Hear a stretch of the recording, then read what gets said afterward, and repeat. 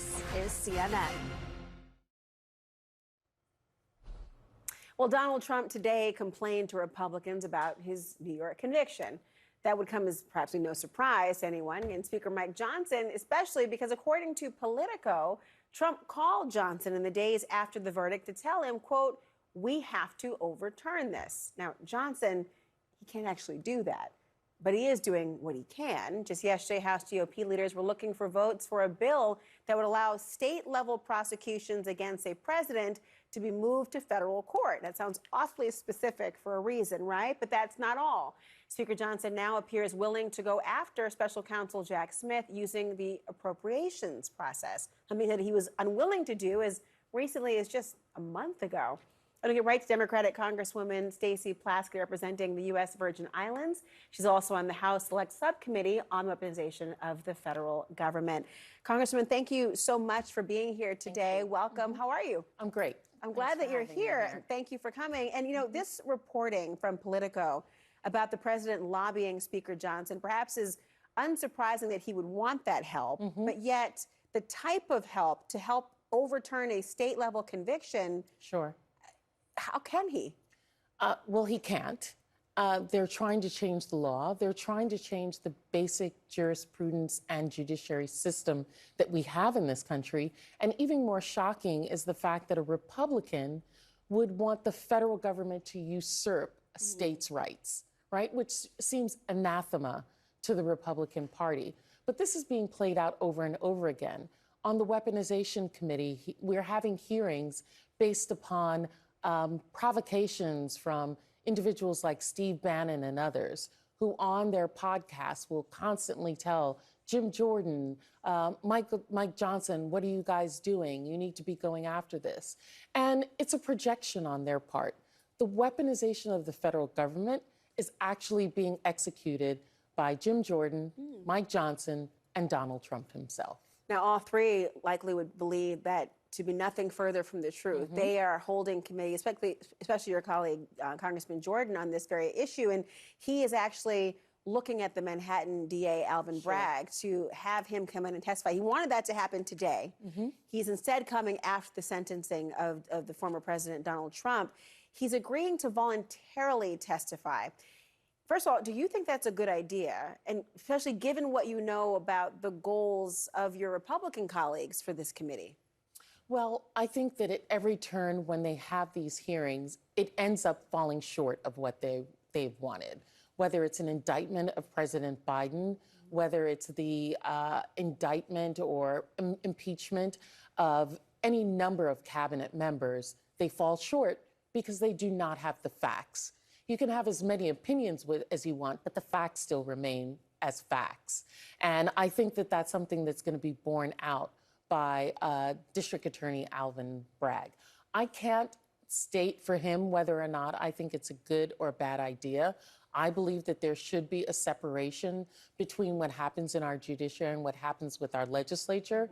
But my assumption is that he believes after that, after the sentencing, that he would be free to answer at least some of those questions and as well present to the American people, which is really the audience that Jim Jordan is looking for, how, in fact, this case was valid. Well, one of the questions that seems to keep coming up, and we heard this narrative, frankly, throughout the trial, and that was about a man by the name of Michael Colangelo. And the theory goes that the Department of Justice specifically placed this person into a state prosecution to be a kind of disruptive mole and additive in some ways. I am concerned as a viewer and a member of the electorate, when you look at everything, that how does one disprove the negative? What would be enough for the committee for that to actually suggest, if there's the absence of anything to support it, what would be enough? Well, it's never going to be enough because they have, in fact, invented things that are not, in fact, facts, that are not truth. And if they believe that if they say them over and over and over again, eventually they'll stick in the American people's mind.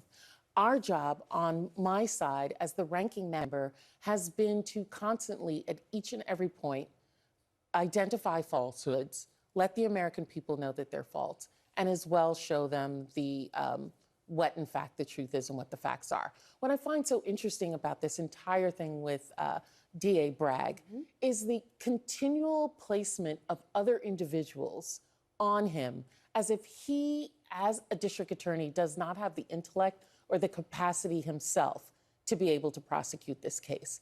Whether it's George Soros, whether it's Merrick Garland, whether it's Colangio, a number of people who are not, in fact, a black man, who is the prosecutor in this case, and that he has to, in fact, be the pawn of other people. I find it offensive that they don't think that he has been able to do this. And in fact, we've seen that now a jury of 12 Manhattan residents of varying degrees of educational work experience believed what Alvin Bragg's office put forward and found former President Donald Trump guilty of all 34 counts. You know, interestingly, when you raise the issue of the intersection of race and the approaches people are taking to craft narratives and then perpetuate it, you hear this not just with Alvin Bragg, the DA in Manhattan. You certainly have heard this in Fulton County. And, and Fani Willis has become outspoken on her perception that she herself is being targeted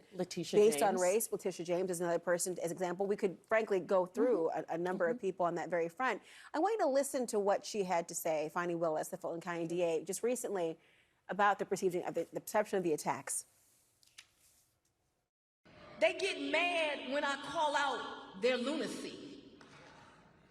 I mean, you can't piss on me and tell me it's raining, Bishop. I lived the experience of a black woman who is attacked and over-sexualized. What do you make of her statements there? And does that ring true to you and just what you've been seeing in the experience? Obviously, her case against Trump is stalled and she is up for re-election in November, and the appeals court holding it indefinitely in limbo at the moment. Sure. What do you think about what she's had to say? Well, I think that that's something that a lot of women of color experience in their professional lives, particularly if you are attacking an individual that is not a black woman, if you are going after or holding accountable a white male. You wouldn't believe the amount of phone calls that our office gets or comments that come after me when I'm holding Jim Jordan accountable, when I'm performing my duties as the ranking member and pushing back against him, then all kinds of comments related to my not being a professional. And everyone knows I do not raise my voice in that scenario. And I'm always speaking in a very collegial, professional tone, but I'm disrespectful. I don't know my place. I need to go back to where I came from. You know, all of those kinds of comments, which are to degrade the veracity of what it is that we're saying. And it's just an angle at which they use. And I'm sure they come up with many others for other people of other races, other genders, but that one seems to be a particular one that they're very happy to fall into. You know, I think that Fani Willis is speaking her truth.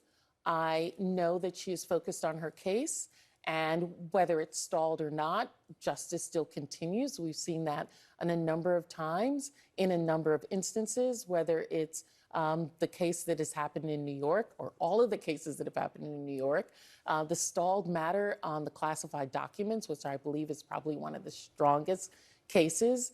And we'll see what happens in all of them. Well, Congresswoman, thank you for first articulating what so many professional women of color endure daily, moment by moment, but also for taking the time to join me this evening. Thank you. I appreciate it so much. Thank you. Congresswoman Stacey Plaskett. Up next, the high-profile corruption trial of a Democrat and the wild testimony to go with it.